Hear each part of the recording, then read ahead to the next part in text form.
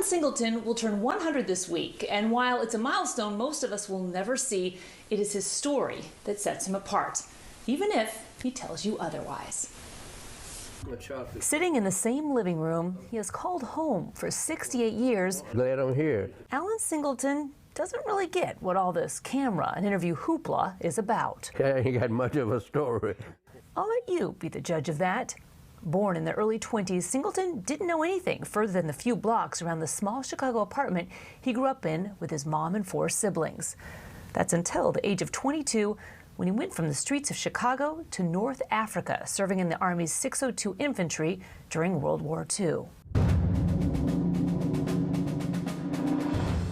I went to North Africa, landed in North Africa, left North Africa, went in Sicily, Italy, and all the way up to Milan. Witnessing pieces of history he wishes he could forget. Things that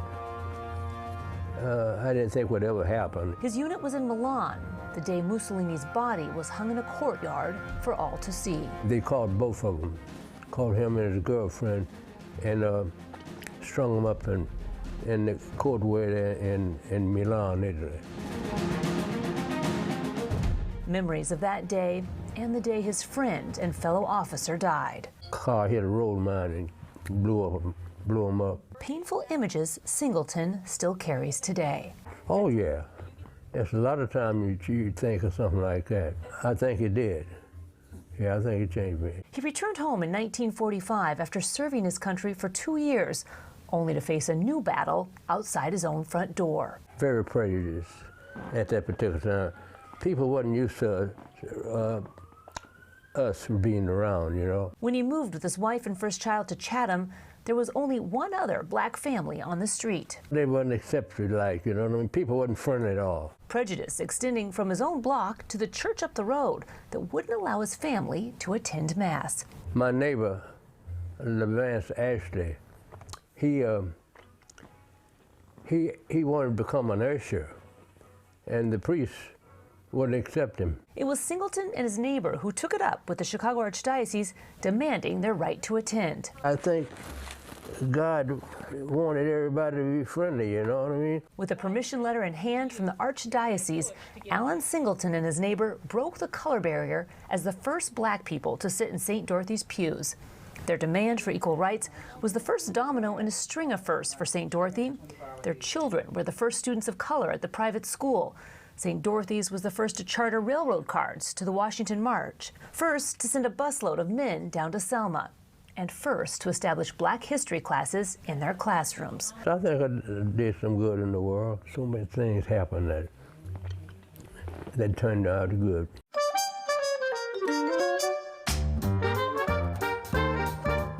That same year, Singleton landed a coveted job with the Illinois Central Railroad as a waiter on the Panama Limited. It was an all-Pullman train with a club car in it, and I worked in the club car. He worked that line for over 2 decades, right up to her last run in 1971 as one of the last all-Pullman trains in the United States.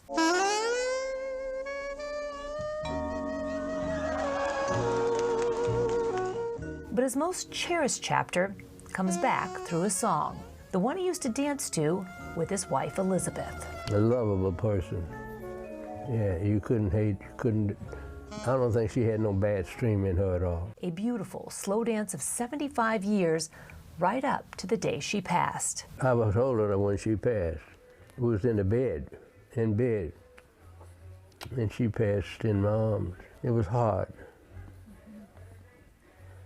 A lovable person. This week, surrounded by his children, grandchildren, and great-grandchildren, Alan Singleton will celebrate his 100th birthday in the same Chatham house he has lived in since 1953. I hadn't thought of it, and then it started mentioning that you were 100 years old.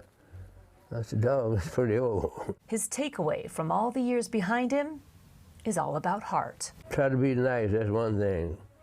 Try to be nice to people and try to get along. The man who claims he doesn't have much of a story, teaching us all how to look in the face of adversity and still lead with love.